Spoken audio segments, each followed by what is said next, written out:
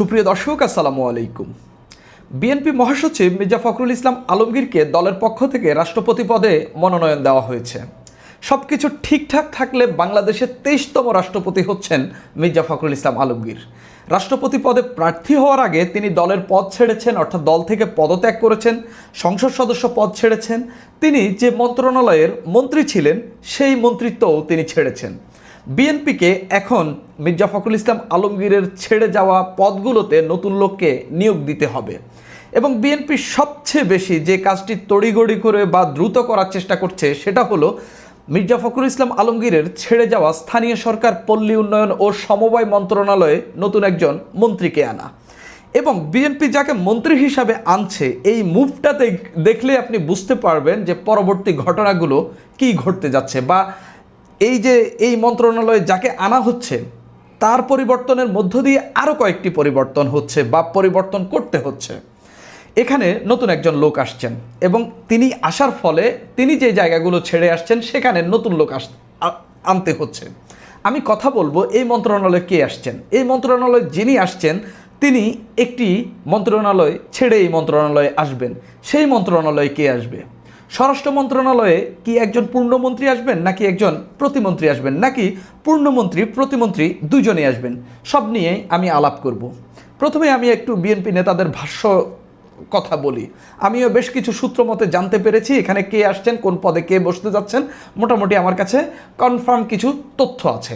বিএনপিও আগামী 2-1 দিন বা সরকারের পক্ষ থেকে গ্যাজেট আগামী 2-1 দিনের মধ্যে দিয়ে দিবে, আপনারা এটা জেনে যাবেন। তবে এই মুভের মধ্য দিয়ে আপনারা দেখতে পাবেন পরবর্তী মুভগুলো কি হবে। প্রথমে আমি স্থানীয় সরকার মন্ত্রণালয়ের কথা বলি। এখানে কে আসছেন? এখানে যিনি আসছেন তিনি এখন বর্তমানে স্বরাষ্ট্র মন্ত্রণালয় সামলাচ্ছেন। স্থানীয় সরকার মন্ত্রণালয়ের মন্ত্রী হচ্ছেন সালাউদ্দিন আহমেদ, যিনি বিএনপির স্থায়ী কমিটির সদস্য, যিনি বিএনপির এখন বর্তমানে অন্যতম গুরুত্বপূর্ণ একজন নেতা, সরকারের গুরুত্বপূর্ণ একজন নেতা বা গুরুত্বপূর্ণ একজন মন্ত্রী, যিনি আসলে এই সরকারের অনেক গাইডলাইন তৈরি করেন এবং সরকার কিভাবে চলবে এবং সরকারের উপর বা সরকারের তার ব্যাপক প্রভাব রয়েছে এবং একজন প্রভাবশালী মন্ত্রী। তিনি স্বরাষ্ট্র মন্ত্রণালয় ছেড়ে এই মন্ত্রণালয়ে আসছেন। প্রশ্ন হইল স্বরাষ্ট্র মন্ত্রণালয়ে কে আসছেন? সালাউদ্দিন আহমেদ গত 6 মাসে স্বরাষ্ট্র মন্ত্রণালয় সামলেছেন। যা করেছেন তিনি পুলিশকে রিইনফোর্স করেছেন। পুলিশ এখন মোটামুটি একটা জায়গায় এসেছে, এটা বলা যায়। সেনাবাহিনী যে মাঠে ছিল সেনাবাহিনীকে ব্যারাকে পাঠানো হয়েছে এবং পুলিশকে তিনি অ্যাক্টিভ করে আইনশৃঙ্খলা যতটুকু পেরেছেন, সব কিছু তো আর রাতারাতি পরিবর্তন হয়ে যাবে না, মোটামুটি একটা পরিবর্তন আনতে পেরেছেন। দেশের আইনশৃঙ্খলা অন্তত বলতে গেলে আগের চেয়ে বা অন্তর্বর্তীকালীন সরকারের চেয়ে অন্তত কিছুটা হইলেও ভালো হয়েছে বলা যায়। এখন পরিবেশটা ধীরে ধীরে উন্নত হচ্ছে। এখন কথা হইল, ওই যে সালাউদ্দিন আহমেদ স্বরাষ্ট্র মন্ত্রণালয় ছেড়ে আসবেন, এটা কি একটা রিস্কি সিদ্ধান্ত কিনা সেটা নিয়েও আমি কথা বলবো। তাহলে স্বরাষ্ট্র মন্ত্রণালয়ে কে আসছেন? যেটা শোনা যাচ্ছে বা যে তথ্য আমি পেয়েছি সোর্স মতে, সেটা হচ্ছে বর্তমানে যিনি পানি সম্পদ মন্ত্রণালয়ের মন্ত্রী আছেন শহীদউদ্দিন চৌধুরী অ্যানি, তিনি এই মন্ত্রণালয়ে আসতে যাচ্ছেন। অনেকেই প্রশ্ন তুলছেন শহীদউদ্দিন চৌধুরী অ্যানি কি এই মন্ত্রণালয় সামলাতে পারবেন কিনা, যেখানে স্বরাষ্ট্র মন্ত্রণালয়ে বিজিবি রয়েছে, স্বরাষ্ট্র মন্ত্রণালয়ের অধীনে এমন কিছু সংস্থা রয়েছে যেগুলোর প্রধান হচ্ছেন আর্মির জেনারেলরা।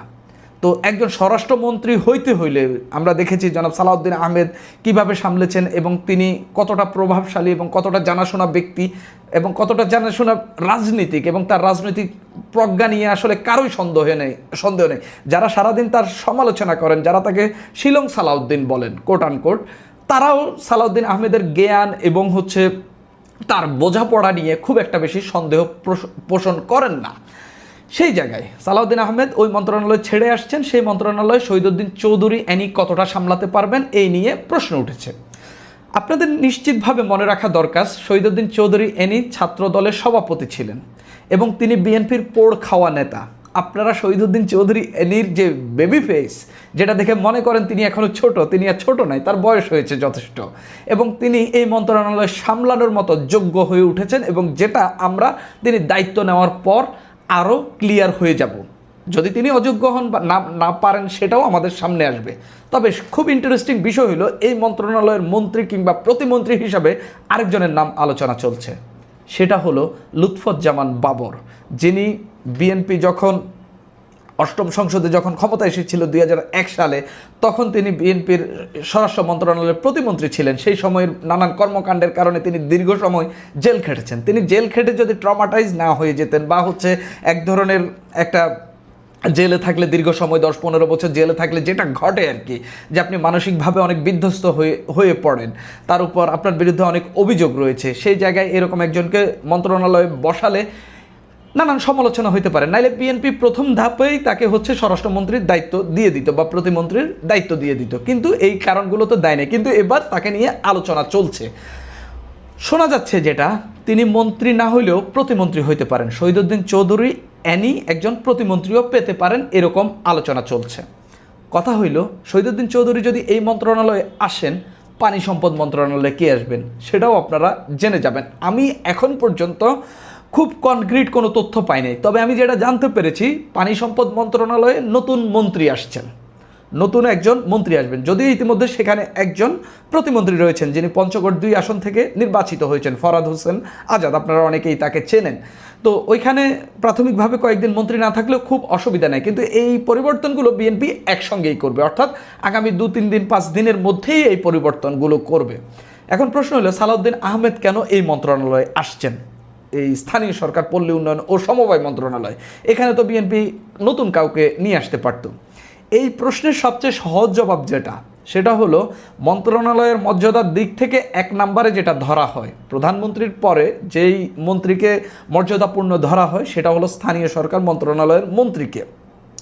পাশাপাশি এই মন্ত্রণালয়ে সবচেয়ে বেশি কাজ হয়, সবচেয়ে বেশি টাকা পয়সা বরাদ্দ দেওয়া হয় এই মন্ত্রণালয়ে, এবং কোথায় কি বরাদ্দ যাবে, কিভাবে বন্টন করবে, এবং দুর্নীতিটাও এই মন্ত্রণালয়ে বেশি হয়।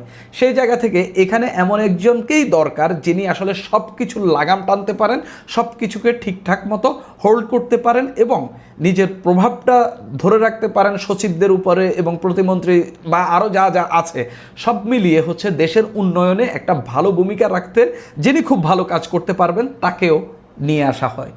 আরও ইন্টারেস্টিং পয়েন্ট আছে, সেই ইন্টারেস্টিং পয়েন্ট হলো এই পদটি তিনিই পান যিনি দলের সেক্রেটারি কিংবা মহাসচিব থাকেন। এখানে স্পষ্টত ইঙ্গিত পাওয়া যাচ্ছে সালাউদ্দিন আহমেদ বিএনপির নেক্সট সেক্রেটারি হতে যাচ্ছেন। এখানে এই ইঙ্গিতটা পাওয়া যাচ্ছে, দলের সেক্রেটারি এই পদটা নিয়ে থাকেন এবং এই সেক্রেটারি এই পদ পাওয়ার মধ্য দিয়ে আরও অনেকে অনেক ধরনের সমালোচনা করে থাকেন, আমি সেদিকে যাচ্ছি না। তবে সালাউদ্দিন আহমেদ এই মন্ত্রণালয়ে আসছেন, শহীদুদ্দিন চৌধুরী স্বরাষ্ট্র মন্ত্রণালয়ে আসছেন এবং পানি সম্পদ মন্ত্রণালয়ে একজন নতুন মন্ত্রী পেতে যাচ্ছে এবং স্বরাষ্ট্র মন্ত্রণালয়ে একজন প্রতিমন্ত্রী আসতে পারেন, এরকম আলোচনাও শোনা যাচ্ছে। আবার এমনটাও হতে পারে, হয়তো পূর্ণমন্ত্রী নাও করা হতে পারে, শহীদুদ্দিন চৌধুরীকে অ্যানিকে স্বরাষ্ট্র মন্ত্রণালয়ে প্রতিমন্ত্রী করে দেওয়া হতে পারে, এরকমটাও হইতে পারে। তবে সব কিছুই আলোচনা চলছে এবং বিএনপি এগুলো নিয়ে প্রতিনিয়তই কথা বলে যাচ্ছে এবং প্রচুর পরিমাণে আলোচনা বিএনপির মধ্যে এখন চলছে এগুলো নিয়ে, এবং এই আলোচনার মধ্যে দিয়ে শেষ পর্যন্ত হয়তো একটা সমাধানে আসবে। তবে বিএনপিকে এই মির্জা ফখরুল ইসলাম আলমগীরের পদত্যাগের পর বিএনপিকে অনেক পজিশন নিয়ে ভাবতে হচ্ছে। মির্জা ফখরুল ইসলাম আলমগীর থাকাতে যে কাজগুলো খুব সহজে হয়ে গেছে, দলের মহাসচিবের পদ সামলানো, এই মন্ত্রিত্ব সামলানো খুবই ইজি ছিল তার জন্য এবং তিনি খুব ভালোভাবেই পেরেছেন। এখন বিএনপিকে এটা নিয়ে ভাবতে হচ্ছে, যদিও বিএনপিতে অনেক নেতা আছেন এবং বিএনপি চাইলে খুব সহজে এটা পূরণ করতে পারেন, কিন্তু নানান কিছু হিসাব নিকাশ করে যোগ বিয়োগ করে এই পদগুলোতে পদায়ন করতে হচ্ছে। কেননা যে 2টা মন্ত্রণালয়, যে মন্ত্রণালয়টি খালি হয়েছে এটা খুবই গুরুত্বপূর্ণ মন্ত্রণালয় এবং এখানে যাকে আনা হচ্ছে তিনি যেটা ছেড়ে আসছেন এটা অন্যতম গুরুত্বপূর্ণ মন্ত্রণালয়, যেখানে খুব ভালো একজন মন্ত্রী থাকা খুবই জরুরি এবং দেশের আইন শৃঙ্খলার বিষয় যেখানে জড়িত এবং মানুষের ক্ষোভ বলেন, খুশি হওয়ার বলেন, সব কিছুই বেশিরভাগ ক্ষেত্রেই হচ্ছে আপনার ওই স্বরাষ্ট্র মন্ত্রণালয়ের সঙ্গে জড়িত। আপনি মানুষকে যত সিকিউরিটি দিতে পারবেন মানুষ তত খুশি থাকবে। মানে পণ্যের দাম একটু বেশি হইলেও যদি মানুষ সিকিউর ফিল করে, মানুষ যদি মনে করে সে অবাধে চলাফেরা করতে পারছে, চুরি নাই, চিন্তায় নাই, দুর্নীতি নাই, বা হচ্ছে আপনার এই খুনাখুনি এসব নাই, তখন কিন্তু মানুষ অন্তত সরকারের প্রতি একটা আস্থা তৈরি হয়। সেই জায়গা থেকে সেই মন্ত্রণালয় নিয়েও বিএনপিকে ব্যাপকভাবে ভাবতে হচ্ছে। তবে বিএনপি ইতিমধ্যে অল্টারনেটিভ সেট করে ফেলেছে, হয়তো শেষ মুহূর্তে জাজমেন্টটা তারা করছে এবং পরিবর্তনটা খুবই ইমিনেন্ট এবং আপনারা খুবই দ্রুত এটা দেখতে পাবেন এই পরিবর্তনটা আসছে। আমার কাছে আরেকটা কনক্রিট তথ্য আছে, সেটা আমি আলাদা একটা ভিডিওতে দেব। সেটা হলো বিএনপির মহাসচিব কে হচ্ছেন। একেবারে মোটামুটি বলা যায় মহাসচিবের পদটা আমি মোটামুটি কনফার্ম হতে পেরেছি, এবং আমি আরেকটু কনফার্ম হলে আপনাদেরকে আরেকটি ভিডিওর মধ্য দিয়ে জানিয়ে দিব বিএনপির মহাসচিব কে হচ্ছেন। ভারপ্রাপ্ত হবে, তবে সেটা কে হবেন সেই আলাপটা আপনাদের সামনে নিয়ে আসবো। সুপ্রিয় দর্শক, এখন এই পর্যন্তই।